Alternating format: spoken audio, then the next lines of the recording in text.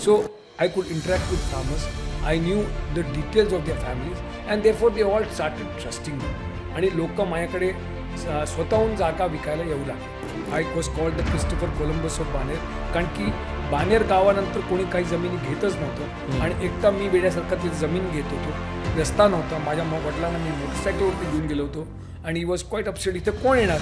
11-12 kilometre पुण्याच्या नंतर आणि तिथे रुपयाने घेतलेलं जमीन देवाच्या कृपेने आज तिथं 10,000 रुपये रेट चालू आहे square feet. Sir, since you were known as the Christopher Columbus of Baner for discovering it at such an early stage in the 80s, what do you think is next for Pune? Welcome to Real Estate Journeys. Our today's guest is Mr. J.P. Shroff. Mr. Shroff is the chairman of Shroff Group in Pune, and the business has been operating since 1958. Apart from this, he is a gold medalist with first class distinction from COEP and has also finished his MBA and LLB from ILS College. Mr. Shroff has been the former chairman of various associations like Builders Association of Pune and IGBC Pune Chapter. Join us as we explore the journey of Mr. J.P. Shroff.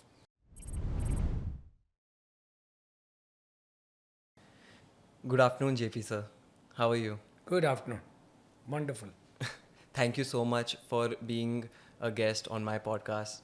Sir, to begin with, I want to understand your journey better. So to understand it better, we would need to go to your childhood. So where were you born and brought up? See, so I was born in Nasik, but actually brought up, I was brought up in Pune. So we're a very big joint family. My father has 7 brothers and I was the first child that was sent to an English medium school, which was typically different for a Marwadi family. And therefore, I am really grateful to my mother who took up the initiative of seeing that her children get well educated. So I am the product of her commitment to see that children get education. That's nice. So what did you do for your education? So since we were from a very conventional Marwadi family, my mother sort of followed a partner's wife we had, one Mr. Desai, who had put her children in English medium school. So she just blindly followed her. She put me in SSPMS, that is Shivaji Military School. And then of course after that I was lucky to get admission in Loyola High School, which is a story, which is a big one, but I don't want to narrate that. Post that I finished my 11th standard from Loyola's. I was a ranker in the board. And then I joined Ferguson. My father wanted me to be a doctor. Actually, my father was a class 1 PWD contractor, but he didn't want me to be a civil engineer. He wanted me to be a doctor. So I was sort of against my wishes asked to do B group, but being good in studies, I thought I would make it. Lost my admission BJ Medical by 1 mark. So I was given a choice to pay capitation fee and go to Manipal, but I refused. And then I reapplied for engineering, and then I got it into COEP. And I passed out of COEP in 1980 as a gold medalist in civil faculty. So that's my little journey. A ranker in the board, then COEP gold medalist, and then I joined MBA.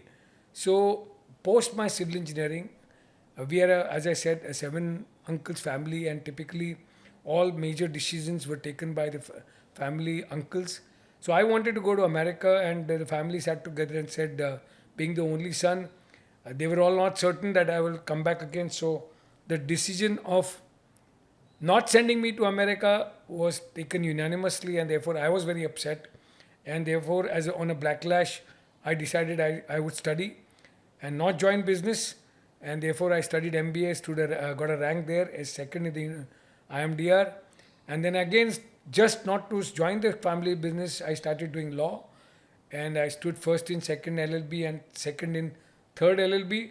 So simply meaning that on a backlash, just because I was good on education, my father would not force me to go to work on the civil engineering projects. But yes, post that I realized I would have to work. And he very systematically put me on a job in Sassoon Hospital that we're doing for Government of Maharashtra, nurses' quarters building of 250 nurses. And he put me there, and he gradually stopped coming. So I realized that I was handling the whole thing, and I realized I knew nothing about civil engineering, and that's when my journey of learning, training, and educating civil engineers is where I think I started, and I can narrate that story later on. So that's my little journey of civil engineering and starting construction per se as a contractor with my father. Wow, that was amazing. And just seeing how many accomplishments you've done, gold medalist, and scoring wherever you went, you were either in the top three everywhere. Sir, apart from this, after your civil engineering, were there any gaps which you saw in the market from site execution and actual learning which was done in the college? So typically, all those who are civil engineers would learn about shear stresses and bending moments. But when you go on site, you need to know what is cutting lengths, and you need to know what is the mix of a concrete, and you need to know what is the bar sizes you have to adopt. So this was a new learning, and when I went to my site, father's site actually, most of my foremen would laugh because I didn't know fundamental concepts, kiti pani takaitsa, how much the mixer should run, what should be the minimum water cement contents, etc., etc. And they really felt that in spite of being a gold medalist, I was still, for them, a little joke that I knew nothing which was really applicable to the industry. So that was my trigger to start and teach and also learn what is really applicable more than what is bookish knowledge. So that is where my real journey to educate and learn fundamentals of practical civil engineering started. What other things are there in civil engineering which you think are missing compared to actual site execution? So let me give you an example. As a civil engineer, you would know what is painting. But as a civil engineer who is a BE from one of the reputed colleges, you would not know what is pulti lambi, you would not know what is primer, you would not know what is oil bond distemper, you would not know what is plastic emulsion. You would know painting. And what are the fundamental qualities of all these paints that come, and when are they supposed to be used? So the point was, we need to understand that. You would not know as a civil engineer what is a SW pipe in plumbing or what is Hume pipe in plumbing. Nobody taught us that. And that's where we realized that when do I use a SW pipe or when do I use a Hume pipe, or which is the paint I should use, whether it should be oil bound distemper or plastic emulsion. We didn't know that. So I thought this was very important that every civil engineer knows what he's doing and how it has to be done. So that's when I started interacting with a lot of experts who were regularly doing this as their profession, and from there I learned that this is how when you start painting, you begin with scrapping the wall, then you do pulti lambi, then you do a primer, and then you do the final oil bound distemper, or you do whatever paint you select. So these are things I thought every civil engineer beyond just shear and bending moments should know also. So that's my little realization and what you call eureka moment, that I thought I must understand this to be a good civil engineer.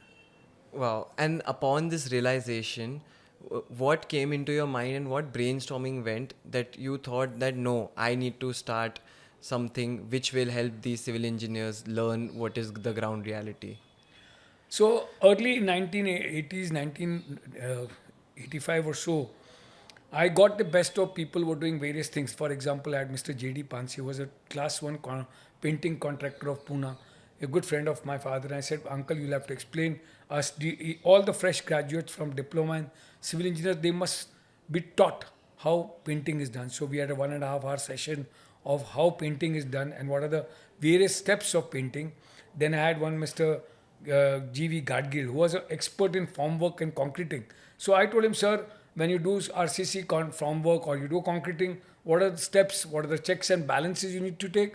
So please come educate the fresh and graduate engineers. So I did this 2-day workshops at the Institution of Engineers, which was called Practical Orientation of Fresh Graduate Civil and Diploma Engineers, which was very successful for the 2 or 3 years that I did them. We had about 75 to 80 students who would come. This was immediately after they had passed out from their BE or this thing before their results came. So they were sort of industry ready. They were able to go on the site and also understand why when something was being done. So that was the purpose, and it went on successfully. Wow. So, did you establish any training facilities or for such civil engineers once you realize that there's this gap in the market? No, I really didn't establish a training facility per se because civil engineering was like, there was that kind, those times there was a lot of demand.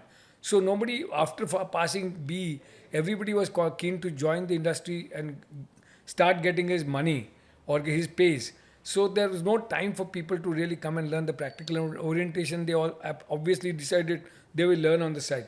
So we did it in the forum of the Institution of Engineers, where we got these experts come and teach the fresh graduates for 2 or 3 days, and this continued for a couple of years. Wow. So, sir, after that, you have also worked a lot in skilling construction workers. Can you elaborate on when did that moment start when you started helping or even thinking of helping such people? So there were two triggers. Early 1990s, there is a body called IFACA, which is Southeast Asian a body of contractors of Southeast Asia, and they have every 2 years a convention. And Builders Association of India is one of the founding members of this organization. So every 2 years they have a convention, and in 19 I think it was 94, there was going to be a convention at Seoul, Korea, and it was expected that someone would present a paper on skilling in India. And most of you would not know that Samsung or Daewoo are very, very big contractors in Korea, and they were looking at seriously coming to India as contractors. And those were early 90s. So they wanted someone to present a paper on skill development or skilling in Indian ecosystem. In 1994, you had an opportunity to present a paper in Seoul. How was the experience? Were you originally the one who was going to present there? One Mr. Bani was supposed to go on behalf of Builders Association of India, but I believe he fell sick. And I was quite surprised. I was a young boy of 36 or 37, and I was told I was given a month to prepare a paper to present to the international participants of Southeast Asia in Korea, Seoul. So I was flown to Seoul, and I made my presentation on what is happening in the skilling ecosystem of India. It was well accepted. Post that, they flew me to Singapore. The Singapore contractors also were very keen to know what is the skilling methodology, or what are the standards of skilling in India. Then I was requested to speak in Bangkok. So that was my early stint of learning about what is happening in India per se about skill development. What motivated you, sir, to establish the Abhinav Abhiyantriki Sthapatya Kendra? And what were the early challenges that you faced? There is an institution called Abhinav Abhiyantriki Sthapatya Kendra that sort of trains young boys who do not get admissions in the diploma or this civil engineering courses. So these young boys who have low percentage of marks, this institute had taken up the responsibility of making them supervisors. So they needed to be taught fundamentals, and we came to know that there was a couple of funds available in HUDCO for setting up a institute. So we applied to HUDCO, and HUDCO gave us 25 lakhs to set up a rural building center, as it was called. We set up a rural building center in Vagoli under the aegis of Abhinav Abhiyantriki Sthapatya Kendra, and we started training young supervisors and masons there, and which was my first trigger of skill development. Okay. So, what were the challenges that you faced while training such people in construction trade? So basically, there is a very, very typical thing. There is nothing called apprenticeship in the real estate, and nothing called ownership of a person. गवंड्याचं काम झालं की तो सोडतो, सुताराचं काम झालं की सोडतो. म्हणून there is nothing, no company really owns those workers. Like in a factory, when you work, you are there for virtually a life. But in a real estate company, you do your work of plastering, you are gone. You are working with somebody else. You do your brickwork and you are gone. You go working with somebody else. So therefore, the ownership or workforce was not there. So nobody wanted to take efforts to improve their skills, their way they stay or way they work, etc. So this was one challenge. Secondly, the industry was absolutely on a gung-ho, so everything was going great guns, and therefore every worker was always in demand. And he saw no reason to educate himself to become upskilled because he was getting good pay. Even that times when the general market was say 15,000 rupees a month, these young skilled workers were getting 400 to 500, 400 rupees a day, which is almost as good as any factory worker, and they could get it every Saturday. The payments were all weekly, therefore the money used to come very very regularly for them. So they saw no reason why they needed to upskill themselves. So simply because demand was much more than the supply.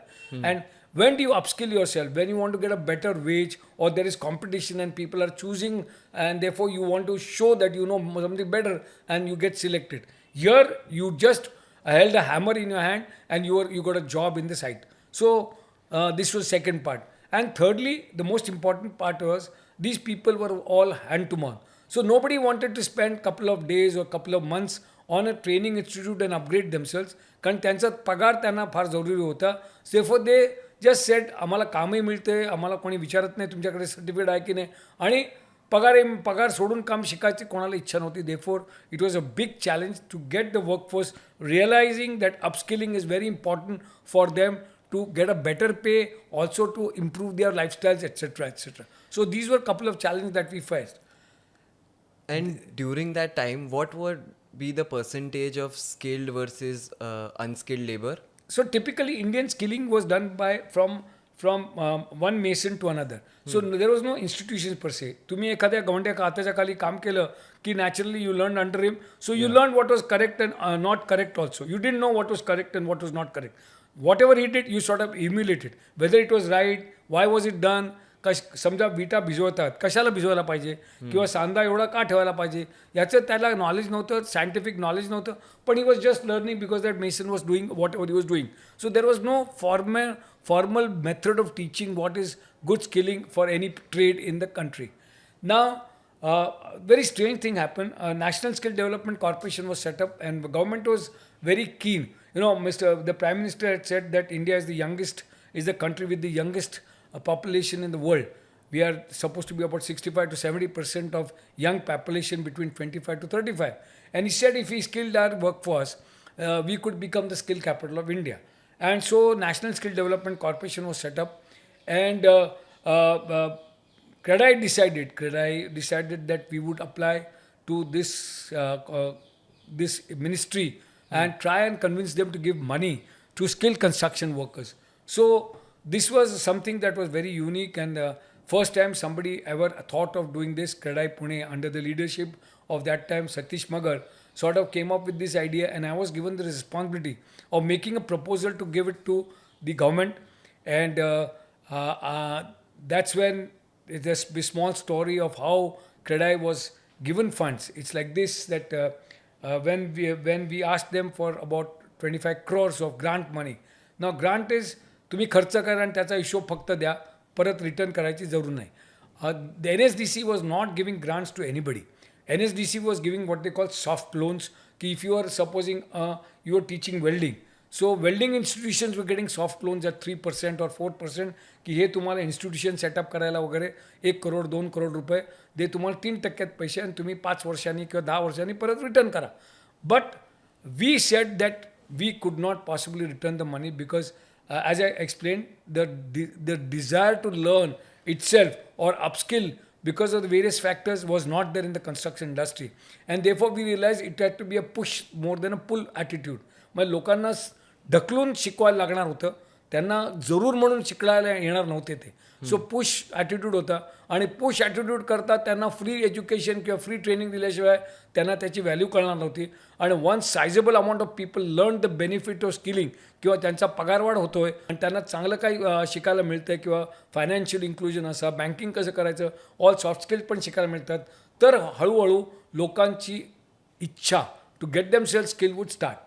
So we made a proposal to NSDC, and I was called to Delhi to make my presentation on behalf of Credai. In Delhi, there were 11 senior bureaucrats, chief secretaries of various ministries like the Education Ministry, the Human Resource Ministry, the Skill Ministry, and many others. And of course, I was asked, and I was the lady who was the chairman of the interviewing committee asked me a question. Mr. Shroff, you belong to the richest community of developers, and why are you asking money as grant? आम्ही तुम्हाला soft loan देऊ तर तुम्ही return करा आम्हाला पैसे. आम्ही सगळ्यांना सॉफ्ट लोन देतोय. तर मी म्हटलं मॅडम तुम्ही ऑलरेडी ठरवलं आहे की तुम्हाला पैसे द्यायचे नाही आहेत. So I will not waste your time. I might as well go. There are 11 senior bureaucrats of the government of India. So I might as well go. So she said, you are an arrogant man. पण असो तुमचं काय म्हणणं आहे ते मी ऐकते. I would like to listen to what you have to say. So how much big campus have you got? How much big building are you going to build to train construction workers? I said zero. I have zero land. I have zero campus. I have got a letter from my members of Credai, 400 members, who have said that they will allow all the workers to be trained on their site while they are working. So each of my member site is a training institute, and I'm going to train them while they work. And it's going to be specifically a unique program of on-the-job training. If you are agreeing that this can be done, then only you fund me.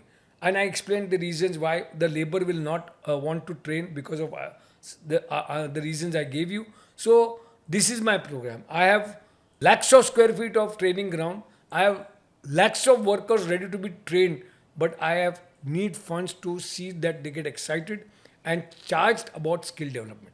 And therefore, this money has to be grant money, which I will just spend on skilling them. And once they realize the importance of skilling, probably they will soon start paying to learn and upgrade their skills. The story of Kushal, a labor skilling initiative by Credai, was phenomenal. So, what were the early challenges that you had, and how did you get the NSDC grant?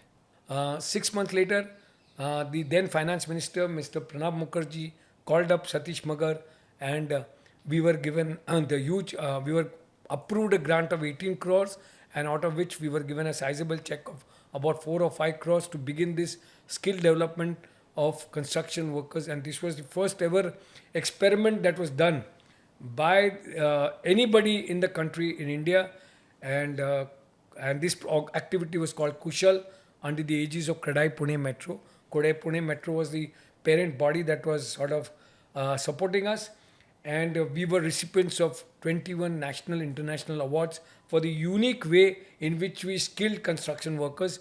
And very interestingly, there is something called Skill Olympics, and Skill Olympics there 2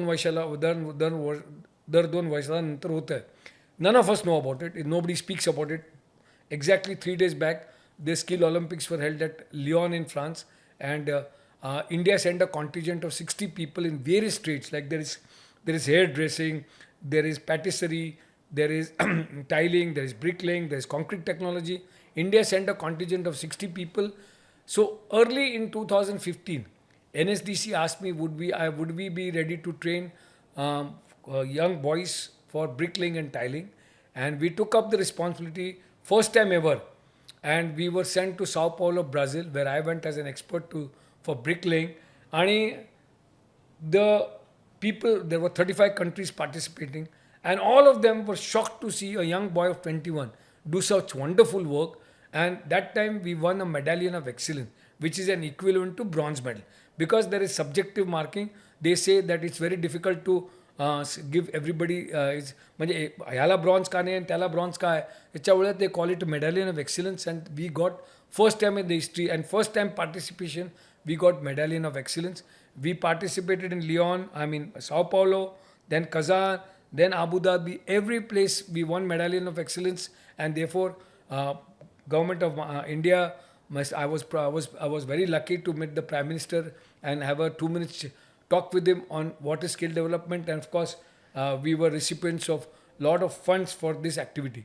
So this is my small journey in construction skilling, and I think that has been a very unique and very self-satisfying journey. I think it's been I felt that I have been able to contribute to this industry that has done so much for all of us. Wow, that was a great journey, sir. Sir, having done so many social welfare, how did you manage your societal welfare and your business objectives together? See, always I believe that your desire to do something always manages to get that strength and energy into doing anything else.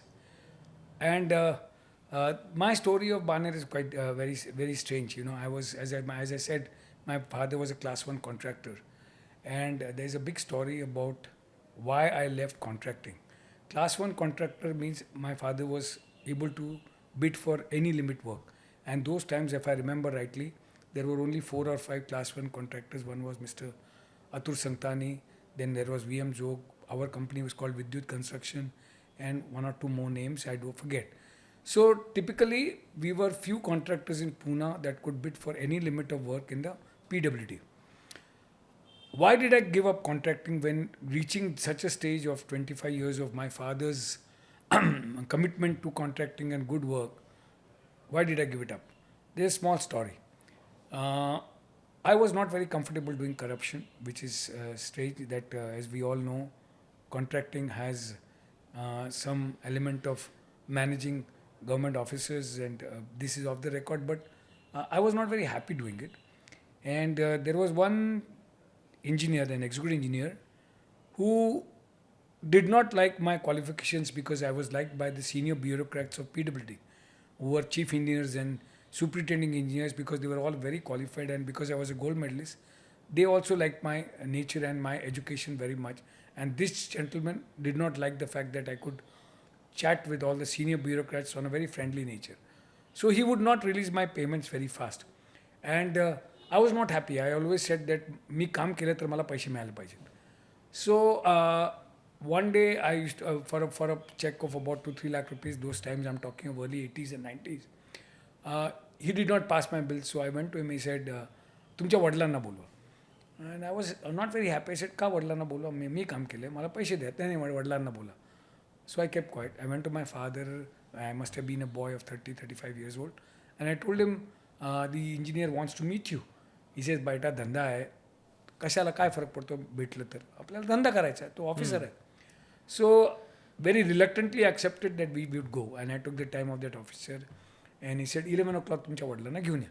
We went there, and we went at 10 minutes before 11, sat there, and we waited 11 o'clock, 11:10, 11:15, and he wouldn't call me. So I asked the peon there, why is he not calling? He has given a time of 11 o'clock. My father has come. So the peon, who I used to pay regularly and had good relations, said, sir, ते उगाचच timepass करतात, ते तुम्हाला हटकून बाहेर बसून ठेवलं आहे. I got very wild. As a young boy, I walked into his chamber and said, साहेब तुम्ही उद्यापासून याच खुर्चीवरती बसणार नाही, तुमची ट्रान्सफर करतो. And he being a OBC was sure nobody could touch him. So it triggered a war between him and us. And I got him transferred. He got himself checked, reinstated. I got him transferred. And then I was very uncomfortable doing this. I said, मी धंदा करतोय का हे काम करायचं? And it was a trauma in my mind. And luckily that time Gadkari Sahib was the minister for PWD. And about couple of days before, Gadkari साहेबांनी एक meeting बोलवली होती पुण्यात, and I was the chairman of Builders of India, and the meeting was to explain to contractors what is PPP, Public Private Participation. So PPP म्हणजे काय तेव्हा लोकांना कळत नव्हतं, की रस्ते बांधा आणि तुम्हाला त्याच्या टोलमधनं तुम्ही पैसे परत कमवू शकता. So he called upon the chief engineer of PWD की मला इकडच्या लोकल कॉन्ट्रॅक्टरला PPP म्हणून काय समजून सांगायचं आहे. त्यानिमित्ताने ती जबाबदारी इकडच्या चीफ इंजिनियरनी मला दिली, because I was builders association of India chairman. And I called 50 contractors, top contractors at Aurora Towers, which was a 5-star hotel, and we began the presentation. And because I was the chairman of Builders of India, I was asked to make the welcome speech. देवानी त्यावेळेस काय दिलं, मी सुरुवात अशी केली की मित्रो, today we are very fortunate to have Mr. Nitin Gadkari ji, and I would like to take you 2000 years back when the first private participation or public-private participation was done during the building of Setu by Prabhu Ram. जेव्हा श्रीलंकेला एक सेतू बांधायचा होता, तेव्हा वानर सेवानी दगड टाकून एक सेतू बांधला. म्हणजे तेव्हा first case of public private participation. सरकार म्हणजे राम होती, वानर सेना म्हणजे लोकल माणसं होती, त्यांनी सगळ्यांनी मिळून एक सेतू बांधला. आणि त्या काळी तेव्हा एक छान एक फ्रेज आलं, ती म्हणजे खारीचा वाटा. एक खारी दगड टाकत होती आणि त्याच्यामुळे तो सेतू झाला. तर म्हटलं, गडकरी साहेब आपल्याला एक चांगला ऑपॉर्च्युनिटी देत आहेत की तुम्ही रस्ते बनवा आणि रस्ते बनवत्याबरोबर तुम्ही त्याचा टोल घेऊन पैसे पण कमवा. तर कदाचित मी म्हणणं वाव्य नसेल, पण ही era is better than Prabhu Ram era because here is a minister offering you opportunity to create infrastructure but also to earn money. आणि त्यामुळे गडकरी साहेबांनी माझं नाव तेव्हा खारीचा वाटा ठेवला and I could walk into his cabin in Mantralaya. So coming back to the story of this engineer whom I was fighting with, I got him transferred from the minister's order, but I was very unhappy doing all this. And therefore I told my father I don't want to continue contracting, and I gave up contracting in spite of 30 years of goodwill, which was very traumatic for my father, but well, fate destined something else. त्या काळी बाणेर म्हणून एक गाव होतं आणि तिथं जायला रस्ता नव्हता. आणि माझे काका बाणेरच्या शेतकऱ्यांचे वकील होते आणि एका शेतकरीला had to pay fees for to my uncle in terms of his legal charges and he had to pay some 8,000-9,000 rupees of फी आणि त्या शेतकऱ्याकडे पैसे नव्हते. So my uncle called me up की there is 1 acre of land available for 40,000 rupees an acre, but this man needs to give me money and is ready to give you 1 acre of land. So I bought that land for 40,000 rupees an acre and I paid the farmer 40,000 from which he paid land fees to my uncle. And that's how my journey to Baner started. Why did I choose Baner? I was told that there is going to be a bypass which is going to go from Baner connecting, which is going to bypass Pune. That was very exciting to me and thought this would be a good place. Very soon I also heard that there is going to be a Balewadi stadium for Asiad. So I thought I am in the right place and I started buying land there, and I deliberately then created my office in Baner. So I could interact with farmers. I knew the details of their families and therefore they all started trusting me. आणि लोक माझ्याकडे स्वतःहून जागा विकायला येऊ लागले. तेव्हा Baner was hot and dusting आणि म्हणजे मग रुपया स्क्वेअर फीटाने जागा घेत मी जवळजवळ 50, 25, 30, 40 रुपयांनी जमिनी घेत गेलो. तेव्हा मी प्लॉटिंगचा धंदा केला आणि मित्रांना प्लॉट्स विकले. योगायोगाने काय झालं की तिथं हे डिक्लेअर MIDC डिक्लेअर झाली आणि त्याचबरोबर मेगा सिटीकरता ॲक्विजिशन डिक्लेअर झालं. तर ज्या काही मित्रांना मी ते प्लॉट्स विकले होते they came to me JP, अरे we gave you our life earnings and this plot is going to go on to reservation. तो they said we want our money back.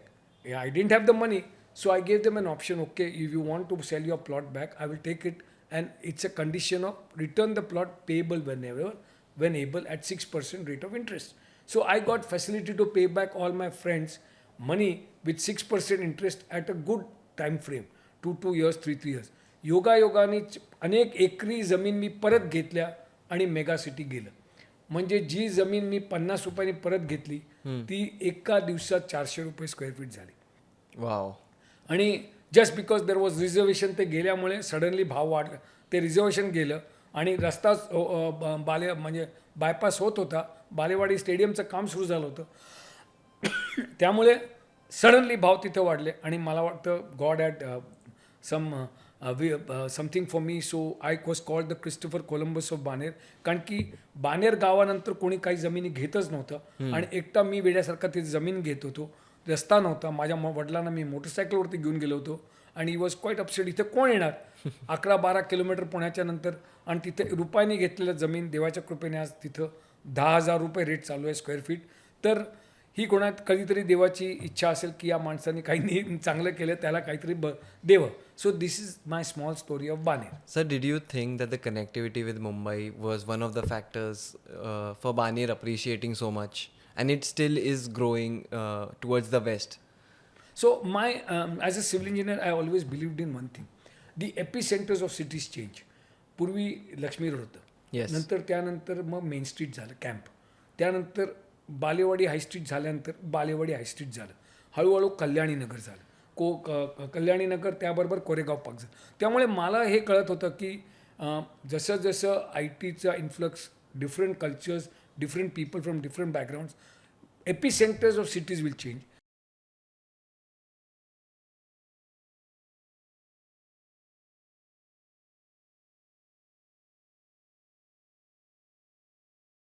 So we didn't build, though we had a lot of land in Baner. लोकांनी 5-5, 6-6 building एकाच वेळेस सुरू करून बांधल्या. आम्ही 1-1, 2-2 building करत जी ₹700 square फीटनी मी सुरू केलेली स्कीम, तिथंच मी 4 वर्षांनी ₹4,500 स्क्वेअर फीटनी फ्लॅट्स विकले. तर हा जो स्ट्रॅटेजी केलं की आपण एकदम 6 बिल्डिंग नाही करायच्या, 2-2 बिल्डिंग करायच्या आणि तिथं आमच्याकडे 4-5 एकर जिथं 10, 12, 15 बिल्डिंग होणार होत्या, तिथं आम्ही 2 बिल्डिंग, 3 बिल्डिंग, 2 बिल्डिंग, 3 बिल्डिंग करत गेलो आणि एवढं अप्रिसिएशन आम्हाला मिळत गेलं. So that was the benefit I had. Sir, since you were known as the Christopher Columbus of Baner for discovering it at such an early stage in the 80s, what do you think is next for Pune?